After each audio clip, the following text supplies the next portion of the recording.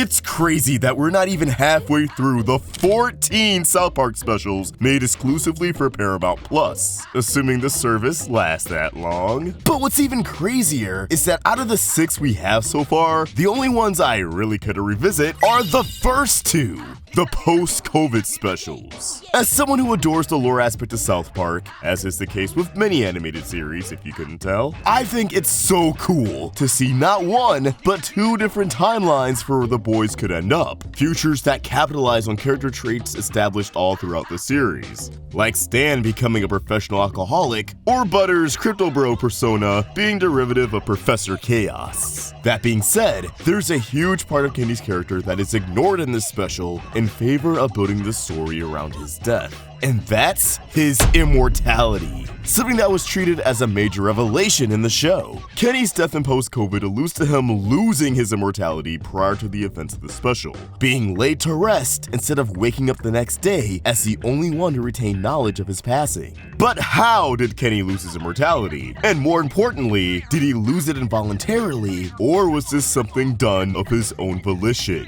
That's what we're going to figure out today. But before we dive in, a new year means a new South Park season is on the horizon. And just like last year, I plan on covering it episode by episode. So consider joining us for the ride by subscribing to the roundtable with notifications on so you don't miss a single video about South Park Season 27. And check out our big mega compilation on Season 26 after this video. Alright, enough shilling, on to the main event. Kicking things off with a refresher for those who need it, after over a decade of, oh my god, they killed Kenny! And this goober pulling up to the bus stop the very next day like nothing happened, Matt and Trey finally gave Kenny's infinite respawn glitch a solid explanation by making him immortal. During Season 14's Coon and Friends saga, we finally get to learn Mysterion's powers and his superhero origin story. According to Kenny himself, he can't die. Not really anyways. Whenever he's killed, sometimes he sees a bright light, sometimes he sees heaven or hell. But no matter where he goes, all paths lead to his rebirth. Every time Kenny dies, his mom spontaneously gives birth to him that night, and Kenny wakes up in bed the very next day, fully grown, with no one around him having any recollection of his previous death,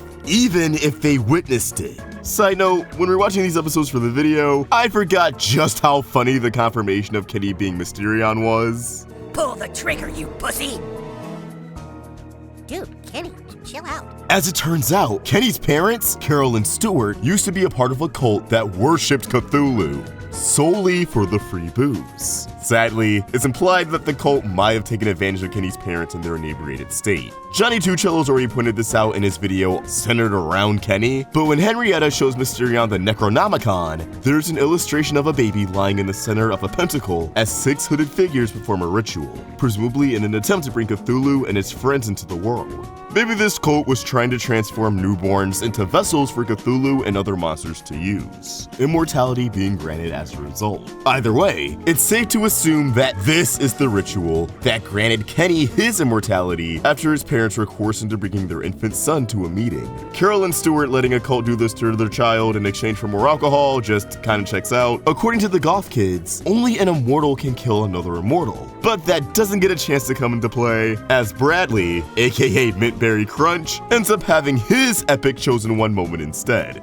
You must now harness and focus your power, Kaxarag. The power of mint and berries, yet with a tasty, satisfying crunch. So if an immortal can allegedly only be killed by another immortal, why did Kenny stay dead here in the future timeline? The Delta Plus rewards program variant of COVID might be strong, but strong enough to override immortality granted from a satanic ritual? I don't think so. Even if his death was an inside job, I don't think anyone has the tools necessary to put him out of his misery for good. A reasonable assumption may be that Kenny's mom passed away, and thus he lost his ability to reincarnate. But Carol is alive and well in the post-COVID timeline. So after thinking on it, I believe there are 2 likely scenarios that led to Kenny living the rest of his life as a normal guy. Well, normal genius playboy philanthropist. The first scenario is a fairly simple answer. As Carol McCormick got older, she entered menopause, the stage of life where women stop having their cycle and lose their ability to have children.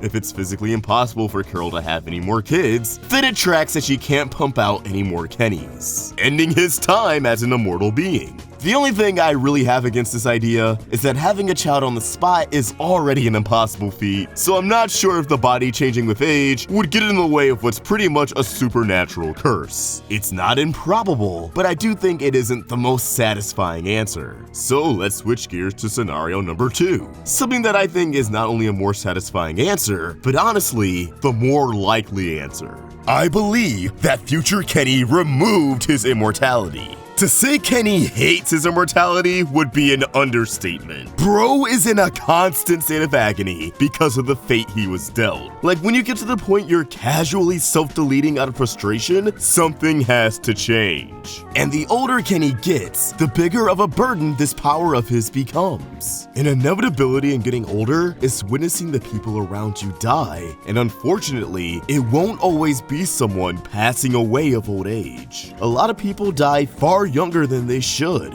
So imagine being in Kenny's shoes, experiencing death over and over again, but against all odds, waking up to live another day while the people he grew up with gradually fade away. Imagine the survivor's guilt that would start to develop because he bounced back from falling into a pit of lava while Bebe died in a car crash or Tally overdosed. Imagine having such a huge disconnect from the people around you because they'd never be able to relate to the horrific things you've been through, nor would they even remember.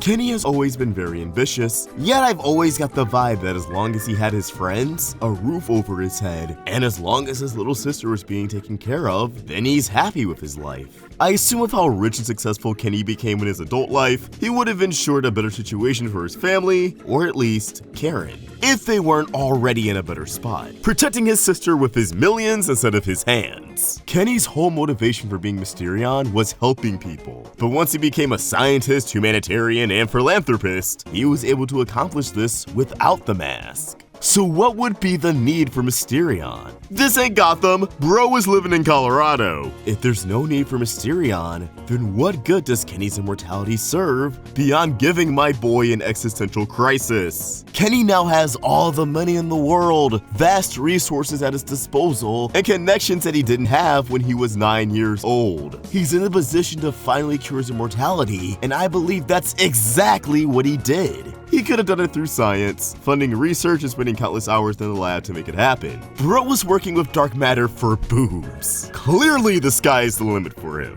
He could have done it through connections, using his influence and networking to get in touch with another cult willing to perform a new ritual that would strip him of his immortality, turning him into just another human for the first time in his life, getting closure on the source of his powers and ridding himself of a miserable existence. Although he regarded the boys' friendship dissolving as the biggest failure in his life, desperately trying to find a way to bring them back together, Kenny still seems happy in his adult life. Like, look at that smile. He wasn't cheesing like that as a kid. Who cares if his hood was blocking his facial expressions? Shut up. And with the context of his removed immortality, it makes sense that he'd have a new lease on life. A life that is much more fulfilling than it's ever been because now every day matters as he never knows which one will truly be the last. And eventually, that last day on Earth did come, but it ultimately led to a better timeline.